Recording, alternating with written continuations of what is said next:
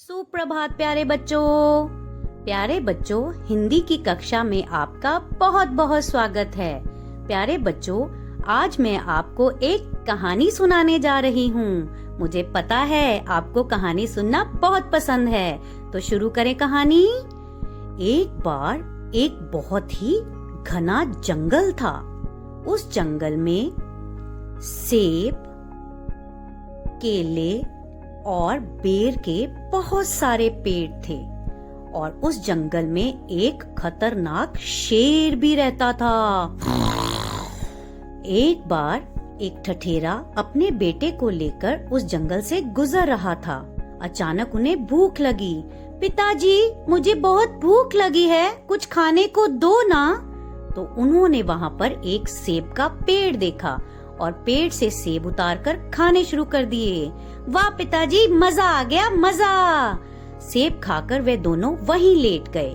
तभी ठठेरे ने दूर एक हवेली देखी। वो देखो बेटा, कितनी सुंदर हवेली है। और वे दोनों उस हवेली के अंदर चले गए। वहाँ पर एक लालटेन जल रही थी और लालटेन के पास एक बहुत बड़ी गणेश जी की मूर्ति पड़ी थी। गणेश जी की मूर्ति में बहुत सारे हीरे लगे थे। वाह, इतने हीरे! जैसे ही ठठेरे ने मूर्ति से हीरा उतारने की कोशिश की, एक शेर आ गया। वे दोनों डर गए और घबराकर शेर के आगे गिड़गिड़ाने लगे। शेर महाराज, हमें मत मारो, हमें छोड़ दो। भगवान के लिए हमें मत मारो, हमें जाने दो। शेर ने उन्हें कहा, अगर तुम ये हीरा उतार कर मेरे माथे पर लगाओगे तो मैं तुम्हें छोड़ दूंगा, मैं तुम्हें जाने दूंगा, मैं तुम्हें कुछ नहीं करूंगा। ठठेरे ने ऐसा ही किया और उसने वह हीरा जैसे ही शेर के माथे पर लगाया तो शेर एक देवता के रूप में बदल गया और कहने लगा, तुम्हारा बहुत बहुत धन्यवाद। मैं एक देवता हूँ। एक साधु बाबा के श्राप के कारण मैं कई वर्षों से इस जंगल में शेर बनकर घूम रहा हूँ। आज तुमने मुझे मुक्ति दिलवाई है। तभी देवता ने अपनी हथेली आगे की तो उनकी हथेली में बहुत सारे हीरे जवाहरात आ गए।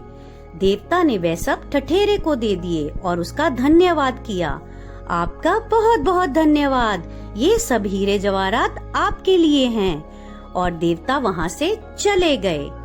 ठठेरे ने वह सब हीरे जवाहरात खुशी खुशी लिए और खुश होकर अपने बेटे के साथ रेलगाड़ी में बैठकर अपने घर वापस लौट गया।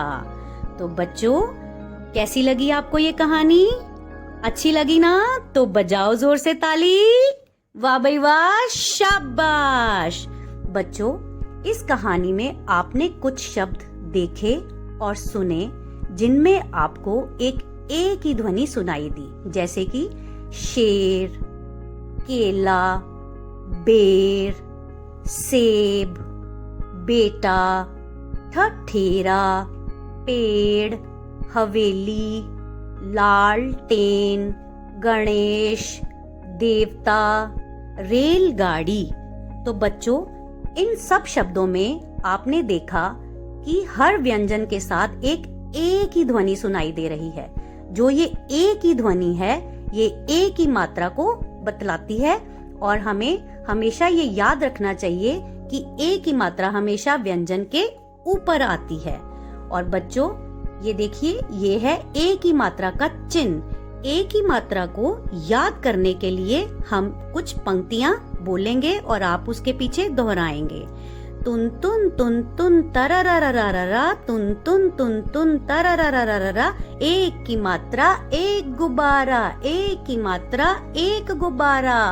बच्चों, हमेशा याद रखें कि एक ही मात्रा व्यंजन के ऊपर आती है और हल्की सी बाईं तरफ, बाईं मतलब लेफ्ट की तरफ थोड़ी सी मुड़ी होती है। और बच्चों, अब जो आप चित्र देख रहे हैं उसमें जो पहली मात्रा आपको दिखाई दे रही है वह गलत है, क्योंकि वह एक खड़ी डंडी के समान बनी है। दूसरी मात्रा जो दिखाई गई है वह भी गलत है, क्योंकि वह दाएं तरफ, दाएं मतलब राइट तरफ मुड़ी हुई है। और जो तीसरे नंबर पर मात्रा दिखाई गई है वो बिल्कुल सही मात्रा है। जैसा कि मैंने आपको पहले भी बताया, वो थोड़ी सी लेफ्ट की तरफ, बाएं की तरफ मुड़ी होती है।